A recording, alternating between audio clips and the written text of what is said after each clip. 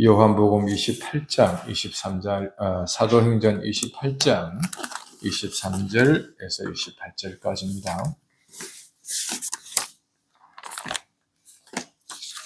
사도행전 28장 23절에서 28절까지입니다.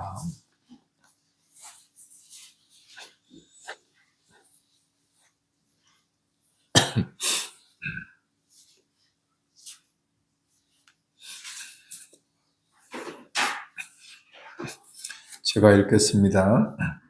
저희가 일자를 정하고 그의 우거하는 집에 많이 오니 바울이 아침부터 저녁까지 강론하여 하나님 나라를 증거하고 모세의 율법과 선지자의 말을 가지고 예수의 일로 권하더라. 그 말을 믿는 사람도 있고 믿지 아니하는 사람도 있어 서로 맞지 아니하여 흩어질 때에 바울이 한 말로 일러 가로되 성령이 선지자 이사야로 너희 조상들에게 말씀하신 것이 옳도다. 일러서되 이 백성에게 가서 말하기를 너희가 듣기는 들어도 도무지 깨닫지 못하며 보기는 보아도 도무지 알지 못하는도다. 이 백성들의 마음이 완악하여져서 그 귀로는 둔하게 듣고 그 눈을 감았으니 이는 눈으로 보고 귀로 듣고 마음으로 깨달아 돌아와 나의 고침을 받을까 함이라 하였으니 그런즉 하나님의 이 구원을 이방인에게로 보내신 줄 알라. 저희는 또한 들으리라 하더라. 아멘.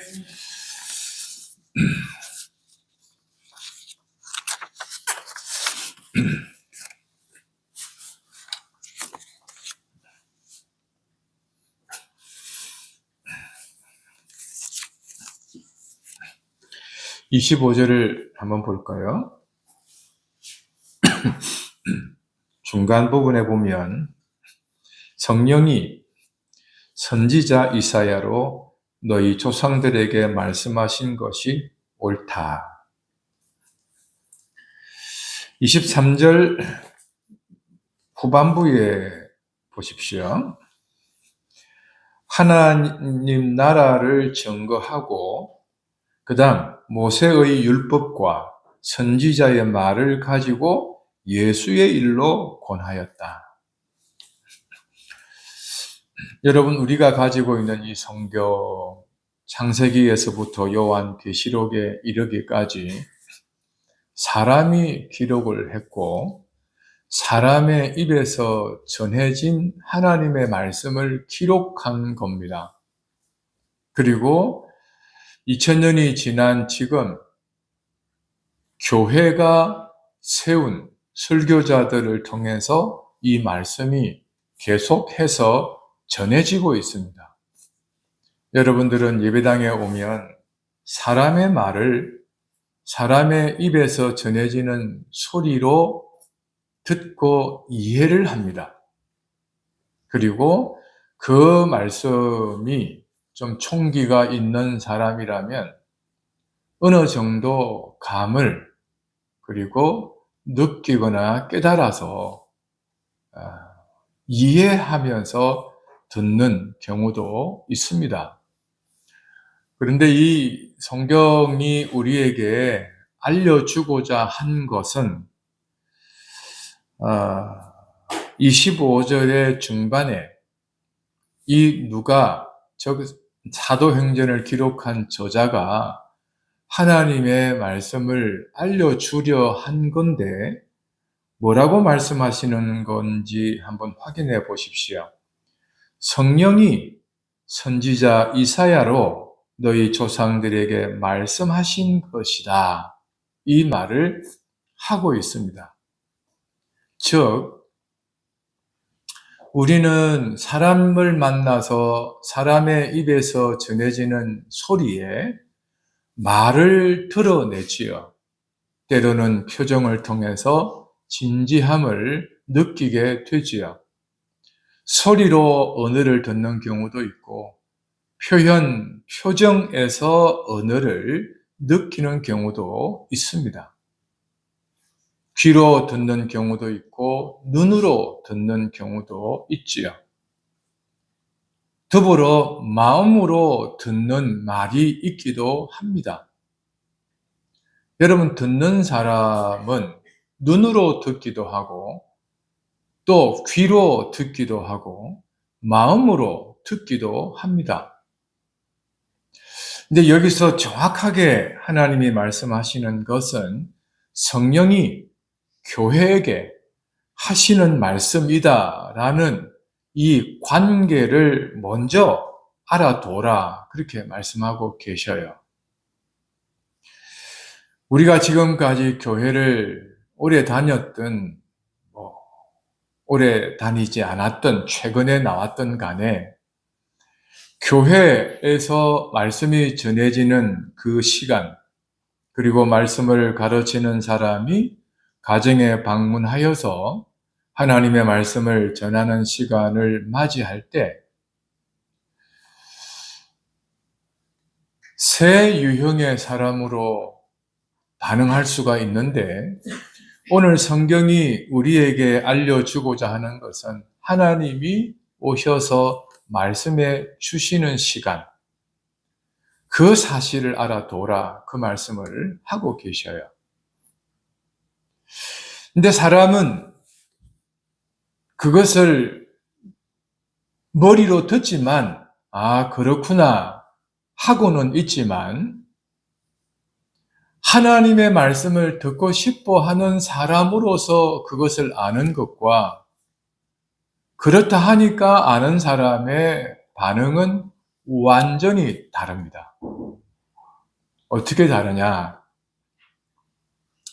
하나님이 말씀하는 시간이라고 하는 것, 하나님의 말씀을 듣는 것이라는 것을 아는 사람, 그래서 그 사실에 인내, 하나님과의 관계를 가져가는 사람들의 열매는 하나님 나라 백성으로서의 삶을 사는 데 관심이 있어요.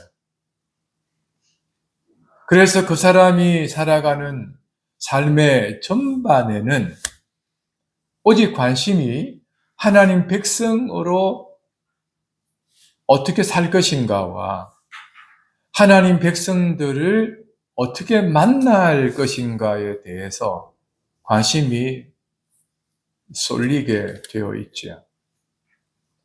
그렇지 않는 경우에 있어서는 사람이 주는 기쁨과 사람에게서 얻어지는 성취감과 사람에게서 표현되어지는 나의 나됨, 이런 것들이 우선되어집니다. 여러분, 옷을 예쁘게 입는 이유가 뭡니까? 여러분들은 치장을 예쁘게 하는 이유가 무엇입니까? 자기 만족을 위해서입니까? 타인에게 잘 보이기 위해서입니까? 사람과의 관계 안에서 그렇게 치장하는 이유와 목적이 무엇이라고 여러분들은 생각하며 그렇게 매일 그렇게 치장을 하십니까? 더욱이 주일날 그렇게 예쁘게 치장하는 목적이 무엇입니까? 사람입니까? 하나님이십니까? 한번 생각해 보시면 오늘 이 말씀의 진입에 큰 도움이 됩니다. 주일 누구 앞에 누구를 잘 보이며 만나고 싶어 하십니까? 근데 이게 사람이라는 것이 하나님께서 이 사람을 통해서 우리에게 말씀하신다라고 하는 명확한 인식을 하나님 앞에 하지 않으면 이게 지금 뭐가 뭔지를 잘 모르게 됩니다. 그래서 바울은 이 성경을 기록한 저자는 지금 이 사도행전을 마무리하면서 교인들에게, 그리고 그 말을 듣고 있는 사람들에게, 그 사람들이 어떤 사람이든 간에 성령께서 모세와 선지자들의 입을 통해서 말씀하신 것이 옳다 까지 이야기하면서 너희가 3000년, 4000년의 역사를 지내왔지만 성령께서 말씀하신 역사이고, 지금 사도인 우리가 너희에게 복음을 전하는 것도 같은 맥락에서 성령이 우리를 통하여 너희에게 말씀하는 시간이다 라는 것을 일깨워주고 있습니다. 나아가 이 말씀을 기록한 이후에 지금 약 한 2000년이 다 되어가는 이 시점에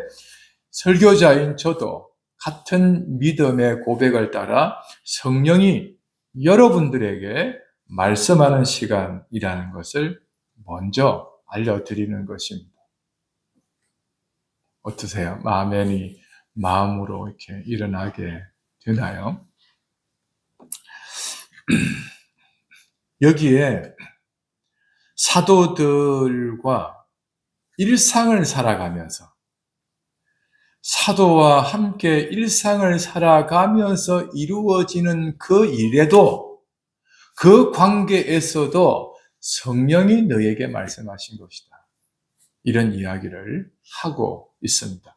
그래서 결론이 뭔가 정리를 해드리면 목사, 즉 말씀을 가르치는 장로가 공적인 사역을 일상에서 하든 공적인 시간과 장소에서 하든 하나님의 말씀을 나누는 시간들이라면 성령께서 말씀하고 계시는 시간, 그렇게 생각해 보시면 좋겠습니다. 근데 이게 이제 우리가 그것을 인정하느냐, 인정하지 않느냐의 몫은 각자의 몫으로 해당이 되겠죠. 소중히 여기면 그 일이 잘 이루어질 것이며, 가벼이 여기면 그 일은 상관없는 나와의 일이 될 것이기 때문에 그건 굉장히 중요한 출발점이 됩니다. 23절 봅니다. 저희가 일자를 정하고 그의 우거하는 집에 많이 왔다. 일자를 정하고 왔다고 했으니 그 전에 그들과의 만남을 가졌던 흔적이 있겠죠. 16절을 먼저 봅니다. 우리가 로마에 들어가니 바울은 자기를 지키는 한 군사와 함께 따로 있게 하고 사흘 후에 바울이 유대인 중 높은 사람들을 청하여 모인 후에 이미 1차 모였음을 확인할 수가 있겠죠. 그리고 여러분 형제들아, 내가 이스라엘 백성이나 우리 조상들의 규모를 배척한 일이 없는데, 즉 내가 유대인들에게서 이와 같은 대접을 받을 일이 없는데 받고 있다. 그 이야기를 밝히고 있습니다. 여러분, 사람의 말을 지난번에도 말씀을 드렸습니다마는 본인에게 직접 듣지 않고는 어떤 것도 믿지 않아야 된다. 그리고 직접 들었을 때에는 믿을지 말지 그 이야기는 그 스스로가 결정하게 된다 하는 것이죠. 여기에 높은 유대인들 중에 높은 사람들이 이 바울의 말을 듣고 있습니다. 내가 이렇게 배척한 일도 없고 그래서 당할 일이 없는데 지금 이런 모습을 가지고 있다. 어떤 모습입니까? 17절 마지막 부분에 보면 28장 17절 마지막 부분에 보면 예루살렘에서부터 로마인의 손에 죄수로 내어준 바 되었다. 그러니까 죄인의 죄수의 몸으로 이곳까지 왔다. 이게 바울이 이런 사람, 이런 대접을 받을 이유가 없는데 그런 대접을 받고 살죠. 참 기가 막힙니다. 사람과 사람과의 관계에도 지난번에 말씀을 드렸습니다만 시댁이 싫으면 시금치도 싫습니다. 시댁이라고 하는 것이 마음에 굉장히 큰 어려움, 부담감, 분노가 있는 시댁과의 관계, 처가의 관계 등등은 시자가 들어오는 건 도무지 용납하려 하지 않게 되죠.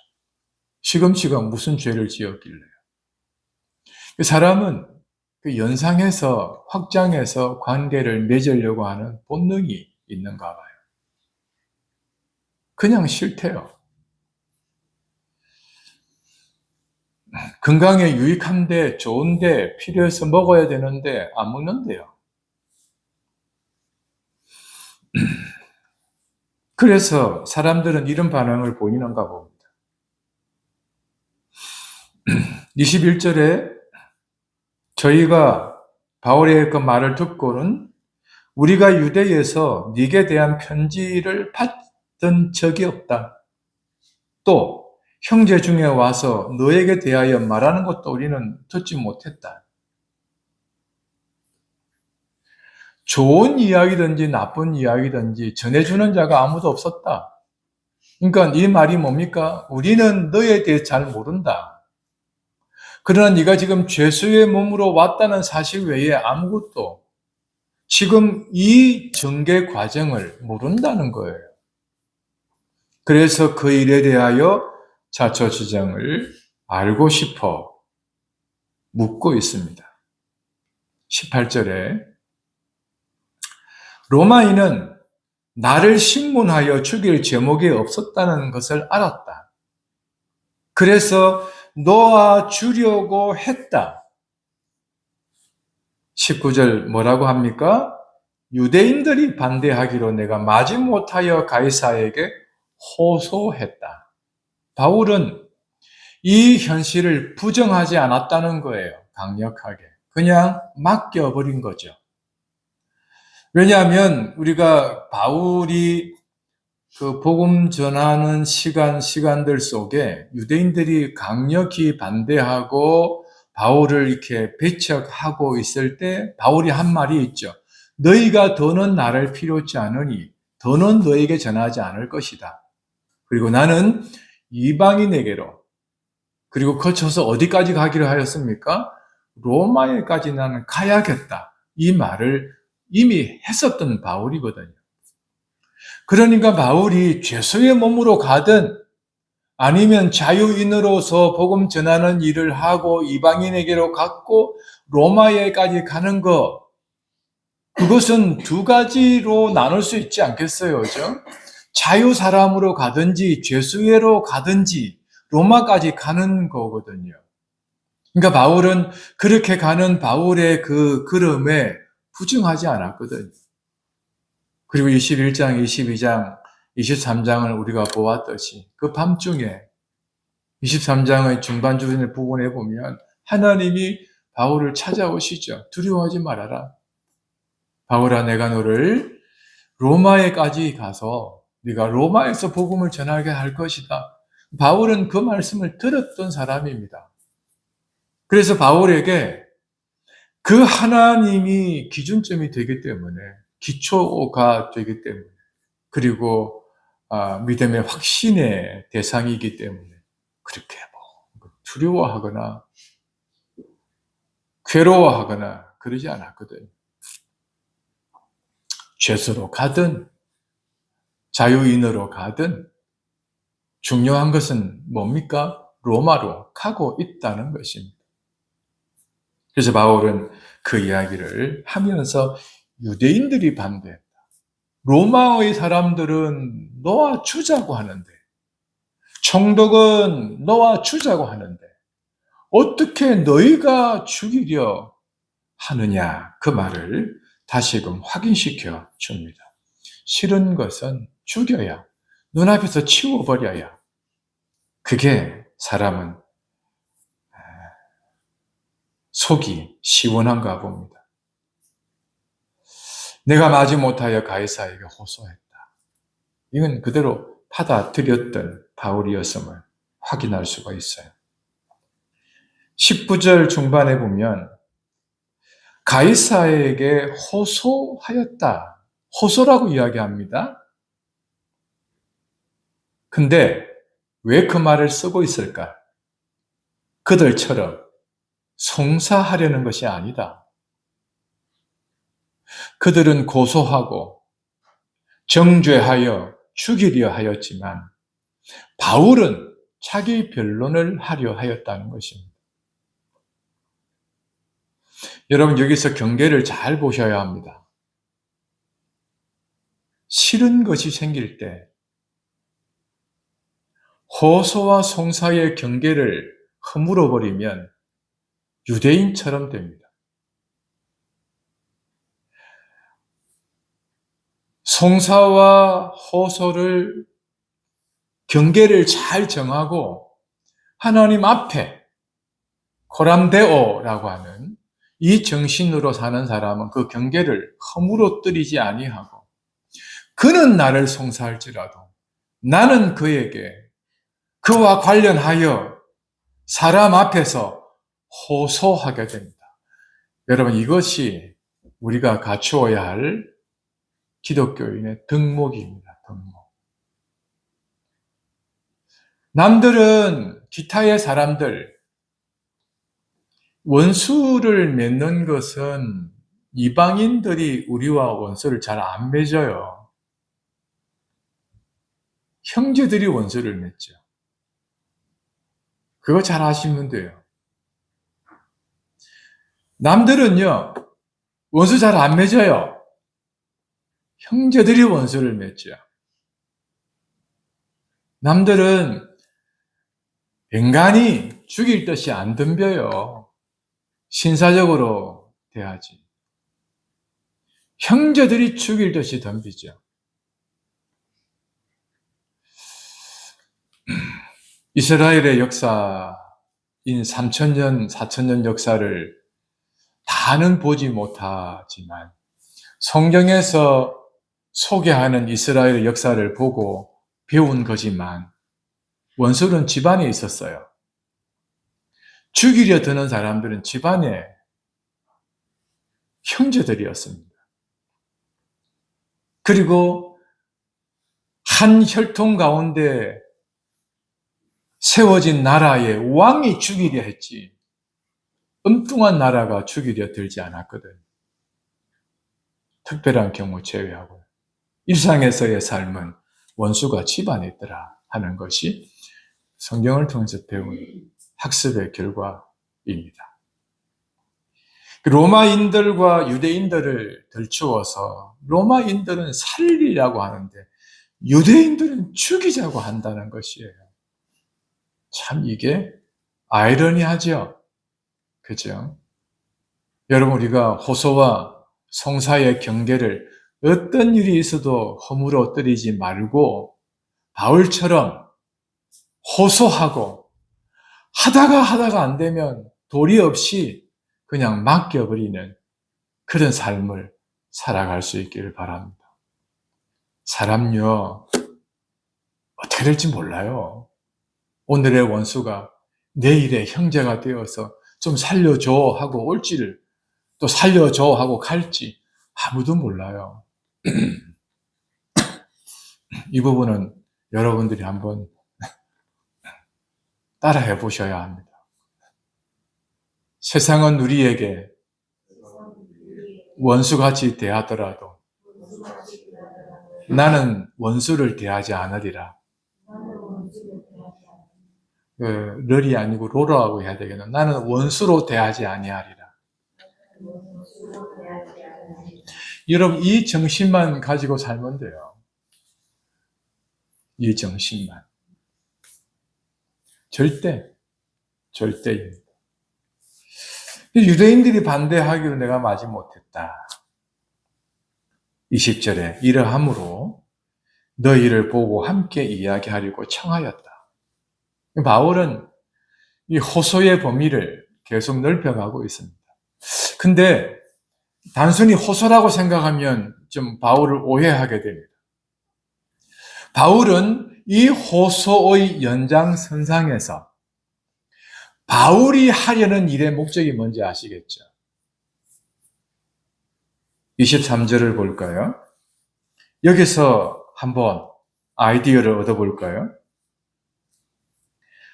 저희가 일자를 정하고 그의 우거하는 집에 많이 모이니 바울이 아침부터 저녁까지 강론했다. 뭘요? 하나님 나라입니다. 하나님 나라. 그러니까 바울은 자기 변론, 자기 호소 가운데 목적이 어디에 가 있는 겁니까? 하나님 나라 세우는 것에 있습니다. 여러분, 이게 바울의 입장에서 보니까 성도인 우리에게까지 잘 전달이 안 될 수도 있어요. 근데 이걸 조금만 낮춰 보세요. 저와 여러분들이 어떤 교회 안에서 직분을 제외하고 하나님 나라 안에서 예수 그리스도의 통치 아래에서 우리는 무엇입니까? 누구입니까? 어떤 정체성을 가진 자들입니까? 그 나라의 누구입니까? 백성이죠. 그거 외에 달리 있나요?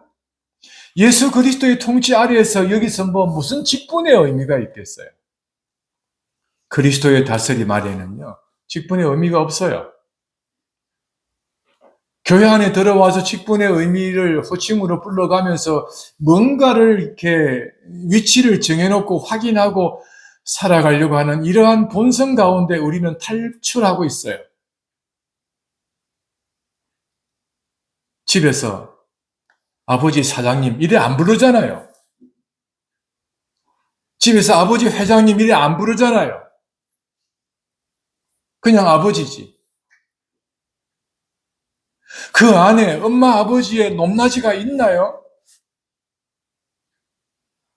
가정마다 여성이 더 높지 남성이 높습니까? 이 높낮이가 없잖아요. 사랑하는 힘의 크기 앞에서 질서가 잡혀 있는 것이 가정이잖아요. 역할도, 기회도, 희생도, 인내도 어떤 힘에 의해서 작용되는 곳이 가정입니까? 사랑입니다. 가정을 벗어나서 사랑의 힘에 의해 지배되는 곳이 교회입니다. 이 교회당에서 직분의 의미로 어떤 다른 의미로 지배를, 다스림을, 관계를 유지하는 것, 이 교회가 좀 탈출해보고자 시작했던 14년의 세월입니다. 근데 우리가 뼛속까지 그런 체계 가운데, 체제 속에 살아오던 저희들이라 쉽게 벗어나지는 못하고 있는 것은 현실이지만, 그래도 해보자는 거거든요.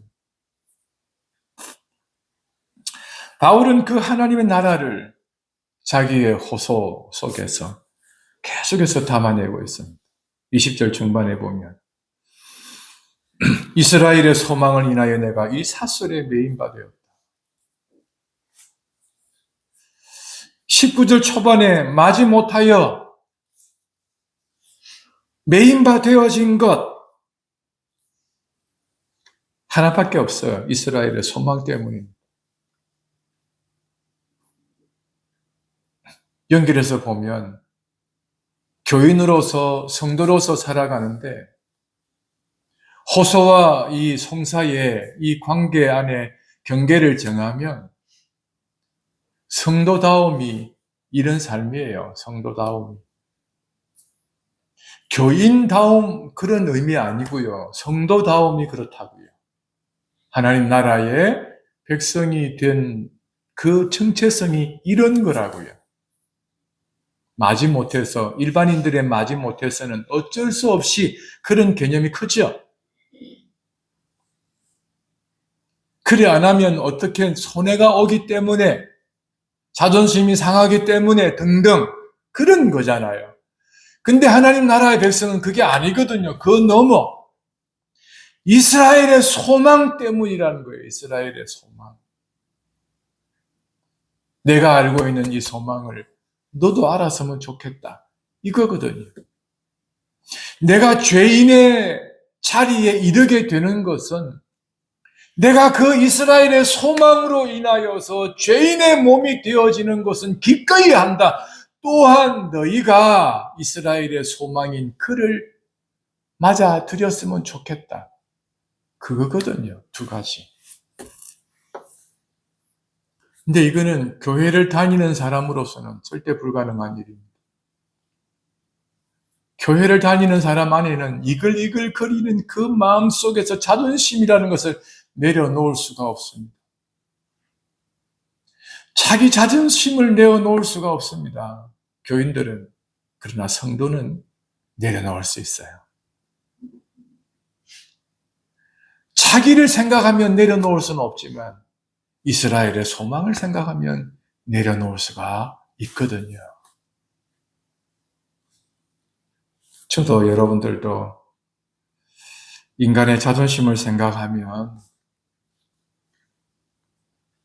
가짜는 일에는, 가짜는 사람에게는 상종도 안 할 수 있지요. 그건 뭐라고요?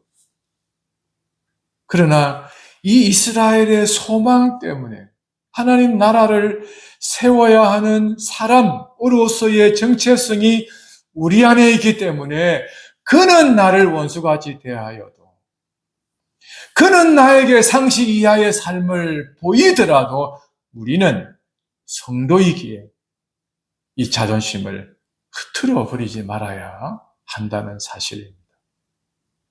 아멘이죠? 그럼요. 그를 살아야죠. 이 세상 가운데 그렇게 살려고 지금까지 지내온 거 아니잖아요. 그들처럼 살려고 그렇게 그리스도 안에서 살아온 거 아니잖아요. 그죠?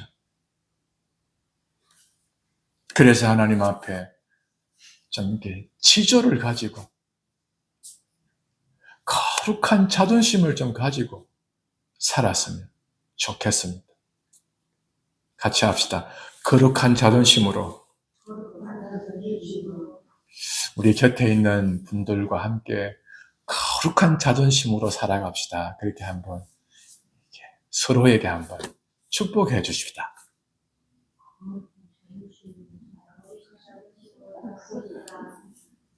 예.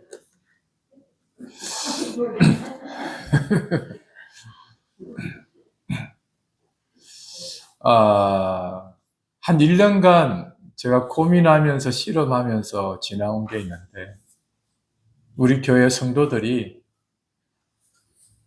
가장 이게 신나하는 주일이 되었으면 좋겠다. 신났으면 좋겠다. 옛날에 우리 그 주방에서 시작한 자매에게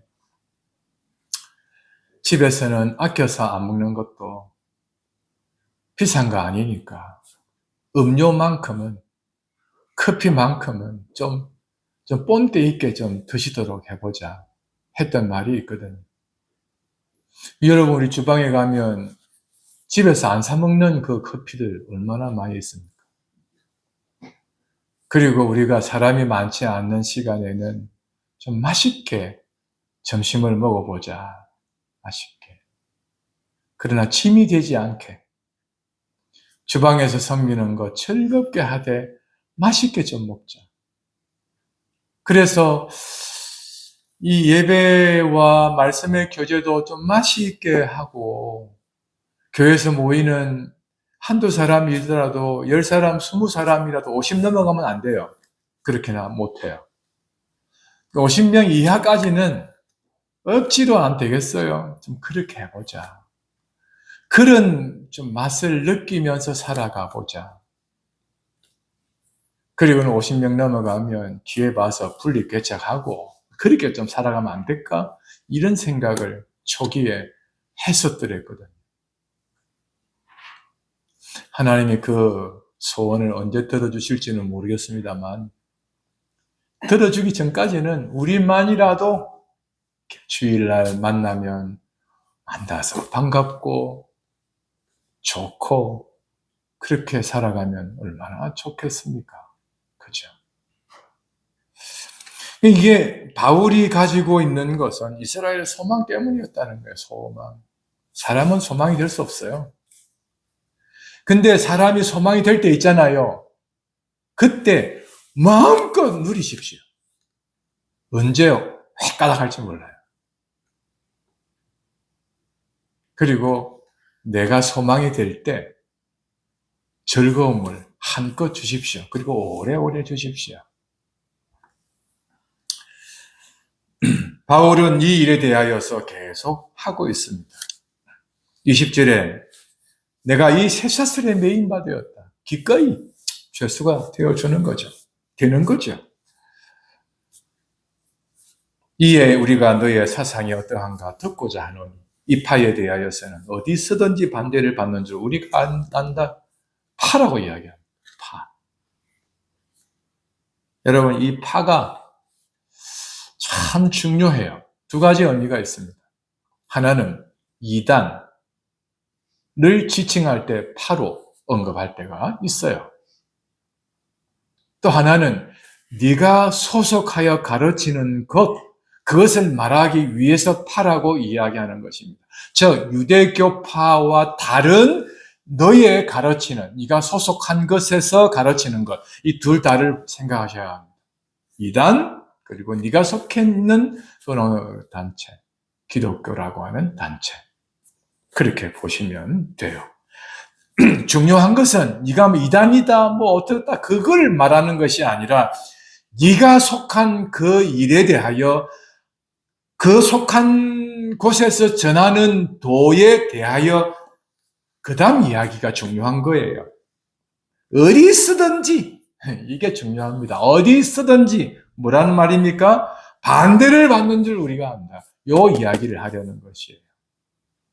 그게 뭐 옳고 그르고 상관없이요. 네가 하는 그 말, 어디 쓰든지 반대를 받는 줄 우리가 안다. 지금 그 이야기를 합니다. 그리고는 일자를 정하고 헤어집니다. 설명이 많이 길었죠. 그걸 알아야 지금 오늘 본문을 쑥 들어갈 수 있기 때문에 그러합니다. 바울이 우고하는 집에 찾아옵니다. 23절 중반에 아침부터 저녁까지 강론했습니다. 참, 이게 옛날 학생 시절에 대학원 다닐 때까지 기도했던 제목이 요 기도 제목입니다. 하나님 아버지, 제가 건강이 닿는 날까지 밤새도록 주의 말씀을 전하고 그 말씀으로 대화하고 하는 시간을 가질 수 있도록 해달라. 여기서 기도 제목을 하나 얻어내었습니다. 어떠하든 간에 이 말씀대로 인생을 살다가 죽음을 맞이할 수 있도록 해달라 하는 기도 제목이 여기서 얻어져 있는 게 있습니다. 여러분들에게도 이런 기도 제목이 있었으면 좋겠습니다.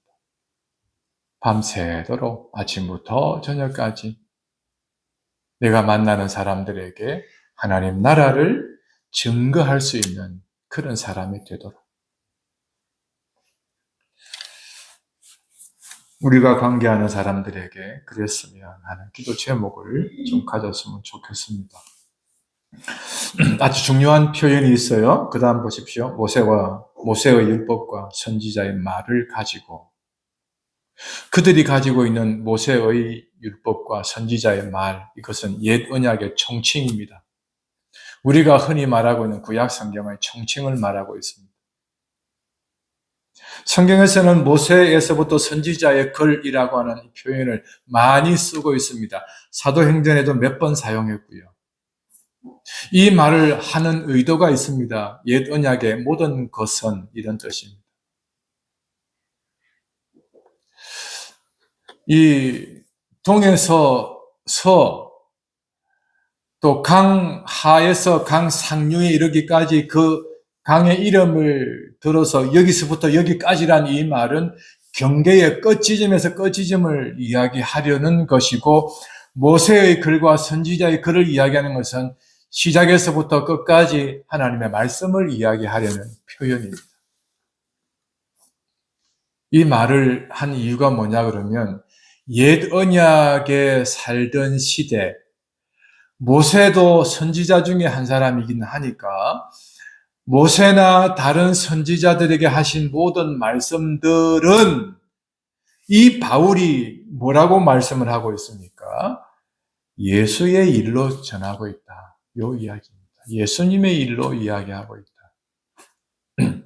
자, 여기서 어디까지 확장을 할 수 있냐 그러면, 모세의 말, 선지자의 말, 사도들의 말, 그리고 제가 자주 언급합니다만 장로교회의 전통, 그리고 고신교대의 교회의 전통을 다 말하면서 다음 마지막 하나, 예수님의 일로 말하더라. 요 이야기입니다.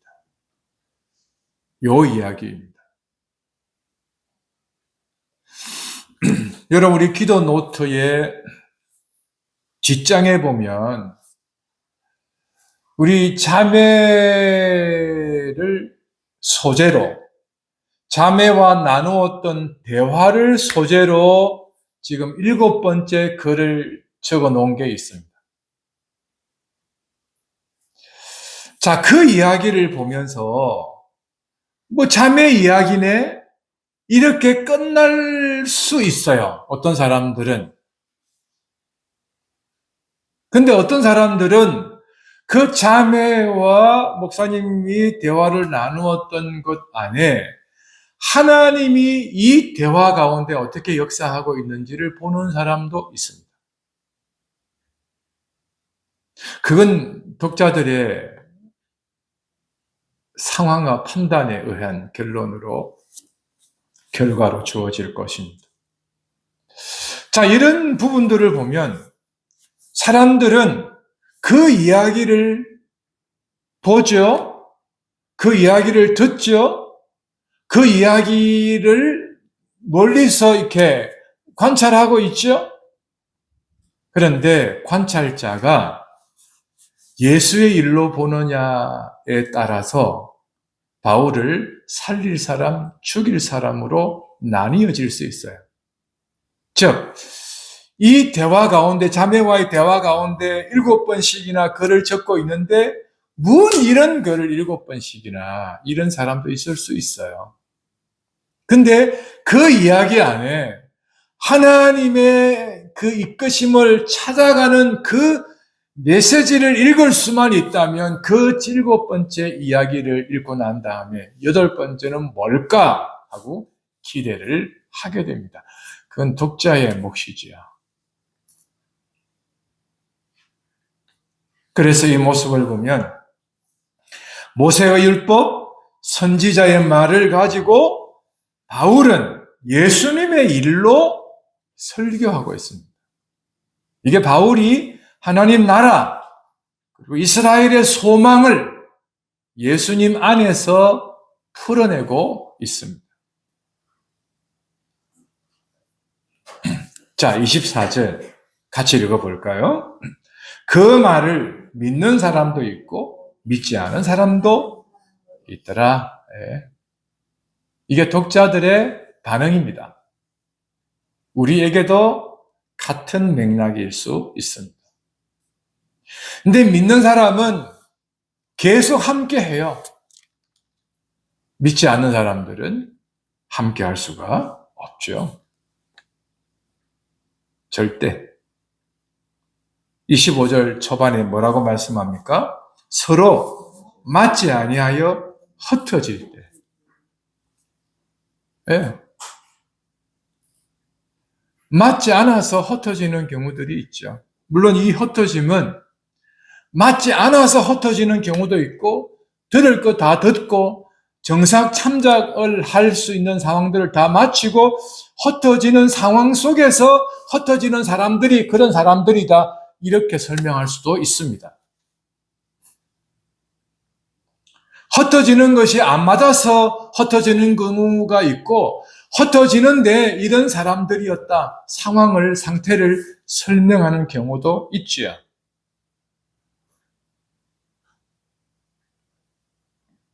21장, 22장, 23장을 보아서도 바리새인들과 사두개인들이 함께 바울을 재판하기 위해서 모였던 것을 기억하면 이들은 서로 안 맞아서 흩어지는 거지만 그것 때문에 흩어진 것은 아니다. 아닐 것이다. 이렇게 유추할 수는 있습니다. 흩어지는데 믿는 사람도 있고 안 믿는 사람도 있었다. 그렇게 보는 것이 좀 더 유연하지 않을까 이런 생각을 해봅니다. 그럼에도 서로 맞지 아니함 이것은 굉장히 중요합니다. 사람들에게서도 맞지 아니함은 이 이데올로기와 같은 것에만 있지 않습니다. 취향도 있고, 그리고 취미도 서로 맞지 않아서 흩어지는 경우들이 있습니다. 취향과 취미도 굉장히 큰 의미를 부여하게 됩니다. 여러분, 초반에 언급을 한 것도 있습니다만, 사람은 사람에게서 얻어지는 기쁨도 있어야 한다고 생각합니다. 그게 없으면 그 사람은 다른 어떤 기쁨을 찾아내어야 하는데, 성향에 따라서 얻어지지 않으면 스스로 외로워하고 힘들어하고 괴로워하고 끝내는 그것을 찾아 나서게 됩니다. 사람에 따라 달라요, 그것은. 그래서 사람과의 관계 안에서 취미가 달라서 일정 기간 같이 있을 수 있었지만 그 취미의 강도가 달라지면서부터 서서히 취미로 모이는 사람들이 새롭게 생기게 됩니다.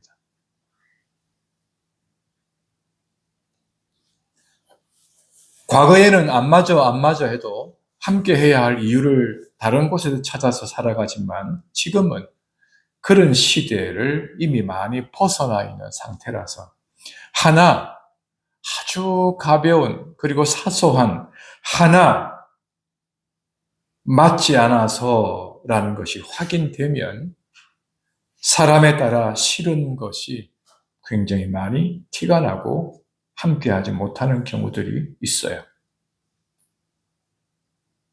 그건 어쩔 수 없는 현실을 마주하게 됩니다. 근데 바울이 흩어지는 그들을 향해서 바울에게서 이제 아주 중요한 설교를 이어가는 게 있습니다.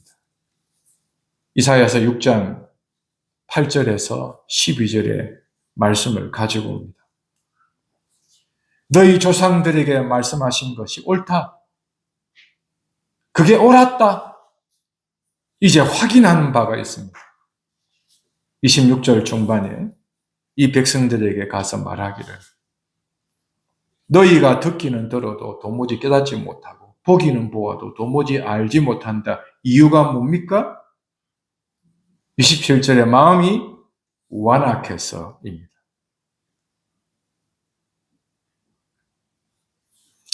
이 완악함은 마음이 둔하다 이런 표현도 해당이 됩니다. 여러분, 귀가 듣는다는 것이, 본다는 것이 세 가지로 제가 소개를 해드렸는데, 귀로 듣고 보죠.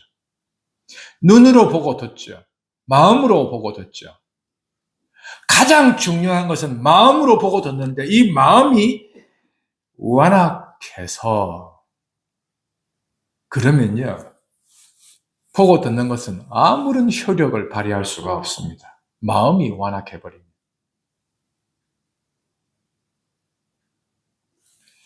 가정 안에서도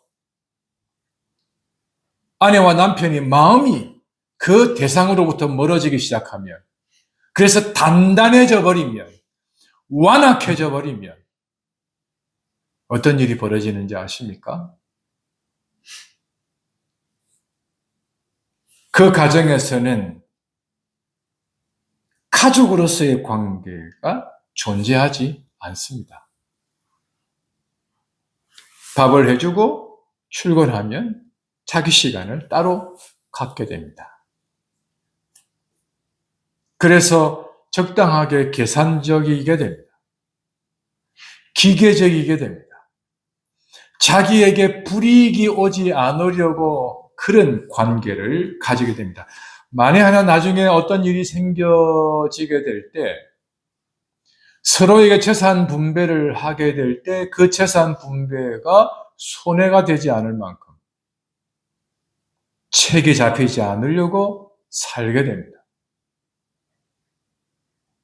인생사, 삶의 관계가 다 그래요. 그게 어디든 가정, 국가사회단체, 절대 사회에 속하지 않은 교회마저도 그런 사람들이 모여 들게 됩니다. 마음이 완악하니 보고 들어도 그 이상은 할 수가 없습니다. 27절부터 먼저 볼까요? 그 귀로는 둔하게 듣고 그 눈을 감았으니 눈으로 보고 귀로 듣는 것은 마음으로 깨달아 알 수가 없는 거죠. 마음이 복잡해도 못 듣게 되는데, 마음이 여유가 없어도 못 듣게 되는데, 심지어 요리 솜씨가 없다고 스스로 생각하는 사람들 중에, 신앙이 깊지 못한 사람들 중에, 성숙하지 못한 사람 중에, 아직 자기 마인드 컨트롤이 잘 안 되는 사람이 자기의 식사 당번이 오면 중간중간 혹시 맛이 없다 하면 어떻게 되지? 밥은 잘 되고 있을까? 등등. 이 생각한다고 예배가 되지 않아요.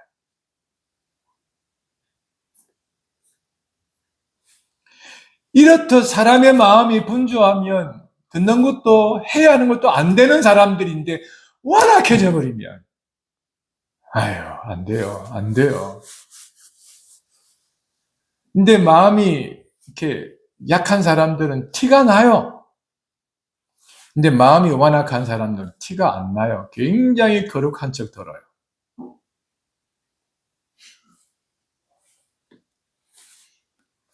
26절에 그렇게 이사야가 말했던 것이 옳다 하는 것입니다. 그런즉 28절에 하나님의 이 구원을 이방인에게로 보내신 줄을 알아라. 자, 여기서 마지막 결론을 말씀드리려고 하는데, 이 백성들의 마음이 완악하여졌다고 했죠. 26절을 다시 한번 확인해 보고 돌아와 보겠습니다. 이 백성에게 가서 뭘 합니까? 말하고 있죠. 27절에 이 백성들의 마음이 어떻게 됩니까? 그러면 백성들의 마음을 완악하게 한 것은 누가 됩니까? 이사야입니다. 이사야가 백성들의 마음을 완악하게 하고 있습니다. 완악하게 한 도구는 무엇입니까? 말씀입니다. 누구의 말씀입니까? 하나님의 말씀입니다.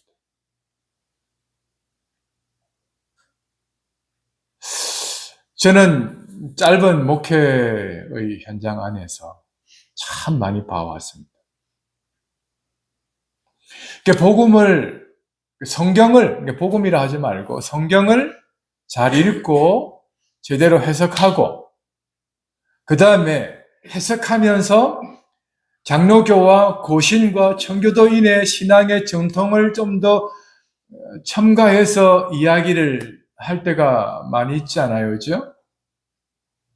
그러면 마음이 둔하게 되면 설교를 하면 할수록 마음은 완악해져 갑니다.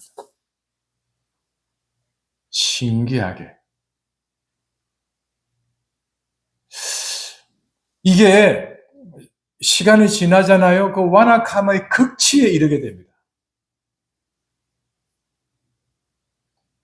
그래서 그 완악한 지점에 도달한 사람들의 특징이 뭔지 아십니까? 예배를 방해합니다. 그 목회자, 그 교회, 그래서 그 말씀이 전해지고 있는 시간을 굉장히 우습게 봅니다. 그리고는 할렐루야 합니다. 많은 사람들에게 천사같이 대합니다. 그게 유대인들이에요. 유대인들. 그리고 짧은 목회 생활 안에서 겪으며 살아왔던 그런 시대의 토막토막의 관계들이 있습니다. 근데 그런 일들 속에서 이사야가 백성들의 마음을 더욱더 완악하게 한 원인자가 되고 있습니다. 하나님께서는 백성들의 마음이 완악해지는 것을 원하지 않는다 하는 것입니다. 근데 완악해지는 것을 원하지 않는데, 그래서 하나님이 돌이키려고 선지자들을 세웠는데 여전히 듣지 않았던 백성들을 향하여서는 또 다른 마음을 가집니다. 27절 마지막에 마음으로 깨달아 돌아와 나의 고침을 받을까 합니다. 하나님은 그들이 돌아와 고침을 받는 것을 원하지 않을 때가 있었습니다.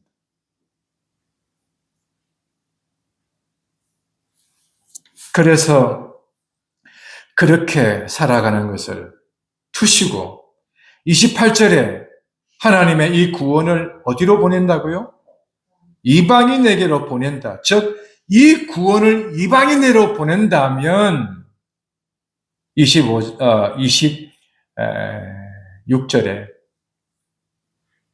유대인들에게 보내어진 선지자가 가서 말하죠.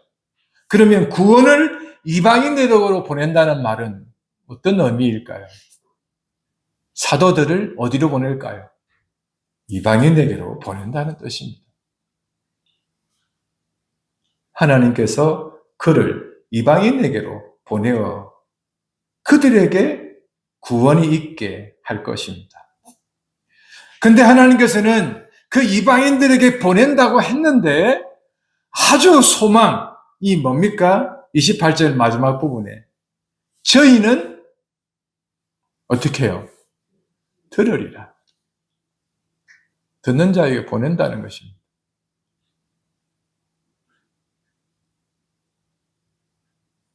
하나님께서 이렇게 하신다는 겁니다.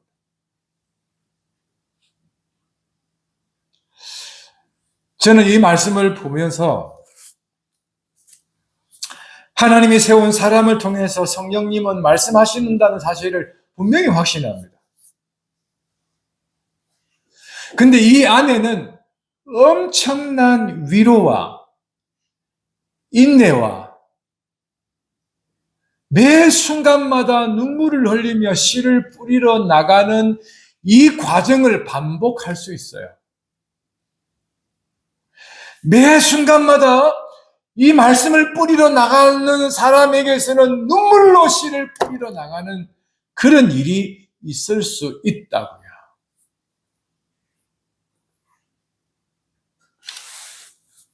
그러면서 하나님께 믿음의 확신이 있는 것은 눈물로 씨를 뿌릴지라도 정녕 기쁨으로 그 단을 거둘 것이다 하는 말씀도 있다는 것을 잘 압니다.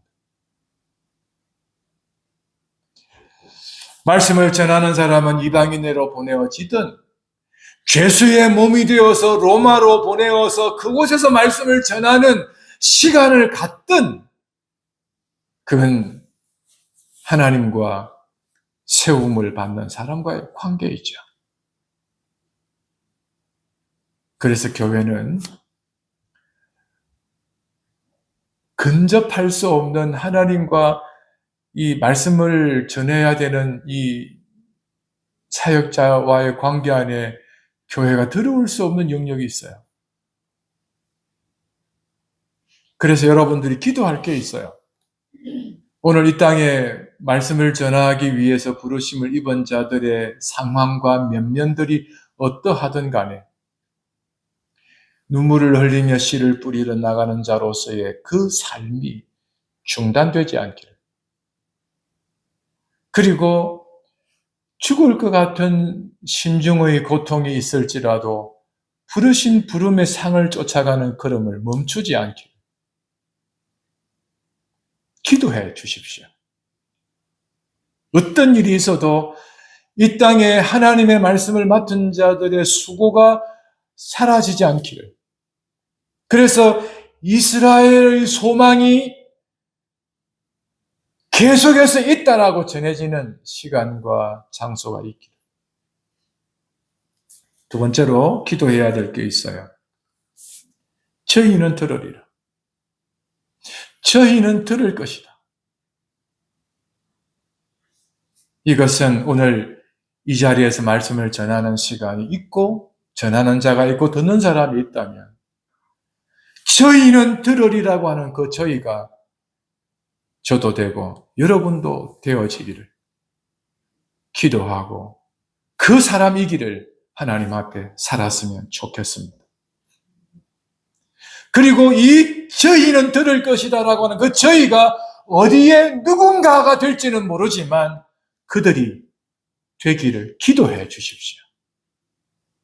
그래서 저는 오늘 이후로 교회가 작은 운동을 하나 시작해 보려고 합니다.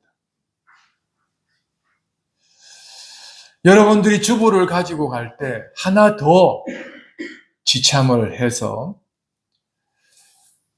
우리 교회 주보를 누군가에게 좀 전해줄 수 있는, 나가서 전도하라는 말 아니에요. 주보 하나 전해주는 운동부터 해보자. 그죠? 편지지에 넣어서 편지 하나를 써서 보내면 정말 좋겠지만 그것까지 부담스러울 수도 있으니 먼저 할 수 있는 것은 주보를 넣어서 가지고 가서 주보 전달하는 운동을 해보자 하는 겁니다. 대상이 없으면, 아파트면 아무 곳이나 막 넣어라도 한번 해보자는 거예요. 일단 주보 2장을 가지고 가서 어디든 한번 넣어보는 거예요. 저는 지난번에 작년에 성탄절에 왔던 택배 할머니에게 주보를 전달하려고 계획을 하고 있습니다. 그래서 출근 안 하면 거기다가 밑에다 넣어놓고 그래서 기도하고 그 이후부터 해보자는 거예요. 이게 들을 사람은 듣겠다는 거예요. 들을 사람. 그래서 들을 사람, 그들을 찾아가는 거죠. 찾아내는 거죠. 수백 명의, 수천 명의 교회도 1명, 2명에서부터 시작했을 겁니다. 우리가 많은 숫자가 아니어도 이 과정을 지나 어느 시점에 도달하겠죠. 하나님이 하실 것이죠. 그러면 하나님이 하실 것을 우리가 믿고 또 기대를 하고, 믿음이 없으면 기대라도 하고, 기대라가 없으면 교회가 하자는 이 작은 이 아이디어를 따라서 한번 해보면 어떨까 생각을 해봅니다. 어제 교회 일 마치고 집에 갔더니 아래층에 새댁이가 촛돌을 맞았다고 거기에 떡을 서너 개 넣어놓고 아이의 사진을 카드로 만들어서 2장을 넣어놓고 쪽지 하나를 남겼습니다. 우리 아이가 촛돌을 맞이했는데 우리 아이가 잘 클 수 있도록 했으면 좋겠고 이 떡을 맛있게 드셔주셨으면 좋겠고 기회가 되면 우리 아이에게 득담 하나를 남겨주시면 정말 고맙겠습니다 하고는 수건도 촛돌 기념으로 다 돌린 것 같지는 않더라고요. 그렇게 해놨더라고요. 그걸 보면서 깨알같이 이제 그 아이의 이름을 기억해서 적어 놓았습니다. 그래서 언젠가는 해야지 했던 이 주보 나눔 운동을 그렇게 했구나. 그게 힘을 얻어서 이런 아이도 하는데 이렇게도 하는데 해야지. 그리고는 소개를 해드려 봅니다. 그래서 주보 하나를 더 가져가서 없으면 다음에 좀 넉넉하게 만들 테니까 그래서 하나가 아니면 2개, 3개라도 나누어서 뭘 하라고 하는 것이 아닙니다. 그래서 교회를 데려오라는 것도 아닙니다. 그냥 주보 나누자는 거예요. 나누자. 들을 사람이 듣게 하자는 거예요. 그럼 하나님이 그 다음 하시겠죠. 듣고 가까운 교회를 보내든지 아니면 그 주부를 보고 우리 교회로 오든지 하겠죠. 꼭 우리 교회에 이어야만 해. 이 기준을 버리셔야 합니다. 버리고 듣게 하나님 나라의 말씀을 들을 수 있도록 하자. 그렇게 했으면 좋겠습니다. 우리는 하나님이 세운 사람을 통해서 누가 말씀하신다고요? 성령께서 말씀하신다. 이것을 잊지 않았으면 좋겠습니다. 기도하겠습니다. 하나님 아버지, 감사합니다. 이 말씀이 이루어지도록 해주시고, 그래도 교회가 이 안에서 질서를 계속해서 가질 수 있도록 해주시고, 저희는 들을 것이다 하셨던 말씀처럼 주여 그렇게 하시옵소서. 우리가 작은 것부터 시작하려고 합니다. 하나님이여, 하나님이 우리와 함께하여 주옵소서.